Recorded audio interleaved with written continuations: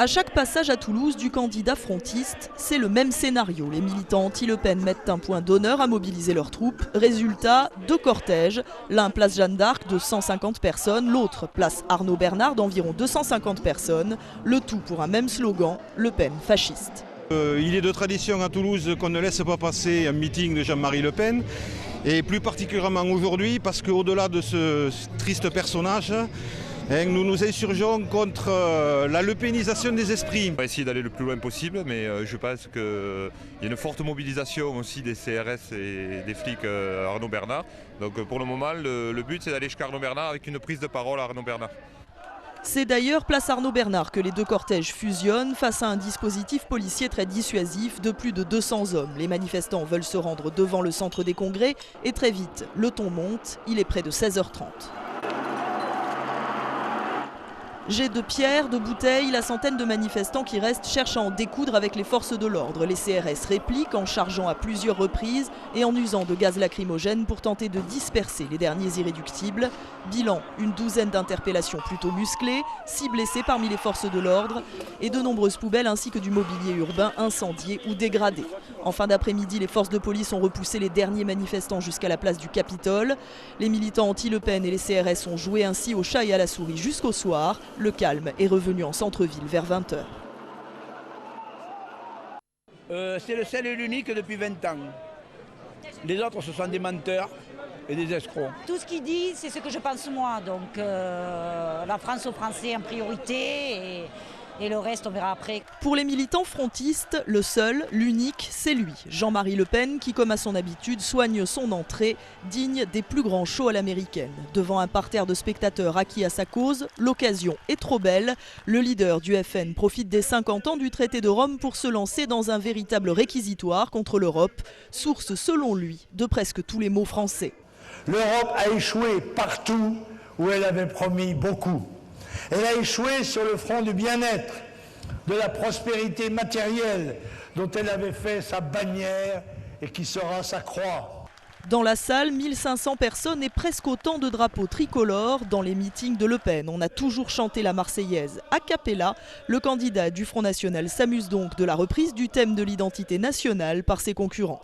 Je m'en réjouis en pensant qu'il y a tout de même un petit peu d'hypocrisie dans tout cela, un petit peu d'hypocrisie électorale.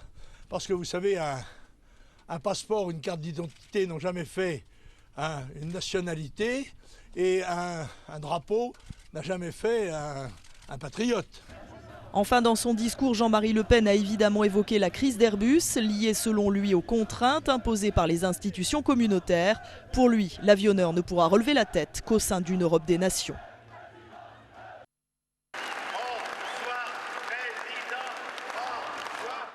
Et avec 20% d'intention de vote et plus de 6000 personnes dans le hall 3, François Bayrou veut y croire de plus en plus. Pour lui, cette campagne prend un tour spectaculaire grâce à un grand mouvement d'opinion qui s'exprimerait en France. François Bayrou en est convaincu, les Français adresseront par la voie des urnes un message fort à l'UMP et au PS qui n'auront d'autre choix que de rejoindre le mouvement. Le peuple français aura donné un mandat impératif aux forces politiques du pays. Et il aura dit au grand courant démocratique du pays, sortez de votre enfermement, sortez de votre guerre perpétuelle, acceptez de travailler ensemble pour nous sortir des difficultés où vous nous avez plongés. Bien sûr, François Bayrou s'est longuement exprimé sur la crise rencontrée par Airbus. Powerade, selon lui, ne doit pas être interrompue, mais révisée. Maintenant, il est temps que la France, l'État français et les salariés français puissent se faire entendre. Le plan a été annoncé, il faut maintenant le négocier. À la sortie, beaucoup d'indécis venus se faire une idée se disaient convaincus. Il reste maintenant 2 mois à François Bayrou pour persuader les plus réfractaires. Ambiance de grand soir et force des symboles pour ce dernier meeting d'avant-premier tour. Symbole à travers 2 soutiens de taille. Le premier fend la foule aux côtés de Ségolène Royal pour parvenir jusqu'à la tribune.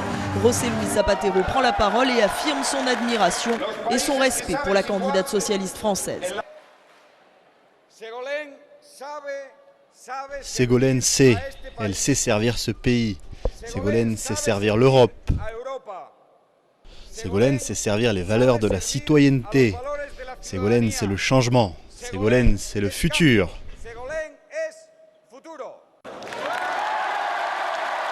Le second soutien, plus inattendu, se trouve au pied de la scène, parmi les figures du parti. C'est la présence discrète, presque effacée, de Danielle Mitterrand, une façon de légitimer Ségolène Royal comme héritière de la tradition socialiste. Nous votons d'abord pour elle, qu'elle soit élue, et après, on se charge puisqu'elle veut entendre la voix du peuple, et on lui fera entendre. Enfin, une véritable clameur monte de la foule. Ségolène Royal s'adresse au public et profite de cette formidable mobilisation toulousaine pour lancer un appel aux tout derniers indécis. Aidez-moi, portez-moi, c'est vous qui m'avez fait, et c'est avec vous que nous gagnerons. Émotion, ferveur même, le meeting s'achève dans une atmosphère à la fois chaleureuse et électrique, tant l'enjeu est lourd de conséquences, car comme l'a affirmé François Hollande, ce 22 avril, tous ici l'attendent depuis le 21 avril 2002.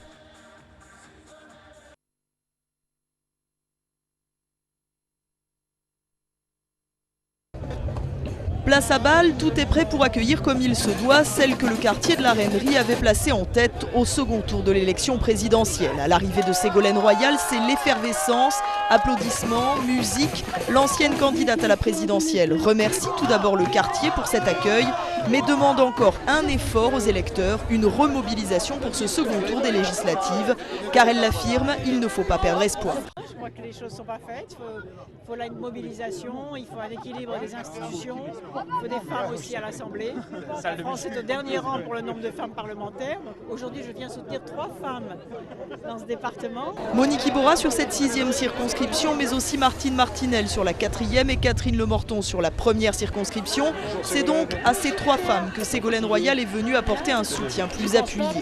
Comme toi, Ségolène, je suis pour la République du respect, pour la République des citoyens, pas pour la République des notables. Merci. C'est un signe fort aussi pour les habitants du quartier, je vais dire, comment on dit, mais des quartiers aussi, qui avaient voté pour la première fois et qui m'ont marqué leur déception, peut-être en ne revotant pas. Autre signe fort pour Ségolène Royal, la rencontre avec les grévistes de SFR, place de la Dorade, un des dossiers prioritaires de ces candidates socialistes. Alors mobilisez-vous, je suis avec vous, je vous soutiens et je ne veux pas que votre combat soit oublié. Les autres candidats socialistes au Garonne étaient également présents pour ce rendez-vous militant sur les quais de la Dorade. Presque une grande réunion de familles, loin des dissensions et des querelles au sein du parti. 2000 personnes dans la salle et une vive satisfaction pour les militants organisateurs qui ne s'attendaient pas à une telle affluence. Tour à tour à la tribune se succèdent des représentants du tissu associatif, syndical, professionnel, venus plaider au micro les causes qu'ils soutiennent. Celles des SDF, des sans-papiers, celles des agriculteurs ou encore celles des salariés d'Airbus. José Bové a un mot de soutien pour chacun d'entre eux car il le rappelle, il n'est que le nom sur le bulletin de l'insurrection électorale, une façon de représenter dans l'urne toutes les luttes de la gauche progressiste. Je considère que je suis aujourd'hui ici comme un candidat trait d'union entre l'ensemble de ces forces et que le mouvement ne va pas s'arrêter au soir des présidentielles, mais que bien évidemment ce mouvement a pour but de s'inscrire dans la durée. Et ce mouvement, des politiques locaux ont déjà choisi de le rejoindre, comme les Motivés par exemple, qui ont annoncé hier soir leur soutien à la candidature Bové. Les rangs du candidat sont également grossis par des membres du PC ou de la LCR. Ici, on leur rajoute le qualificatif d'unitaire pour les différencier des supporters de Buffet ou Besancenot. Parce qu'il y a colère, parce qu'il y a un profond, très profond désaccord, que je me sens très loin du Parti communiste. Et pourtant, j'ai beaucoup donné depuis des dizaines d'années. Aujourd'hui, il y a une volonté unitaire antilibérale. Ils ont leur place avec nous. Il faut qu'ils arrêtent d'avoir des logiques partidaires. José Bové, lui, a appelé solennellement cette gauche à mener au moins une campagne commune, celle de la défense des salariés d'Airbus.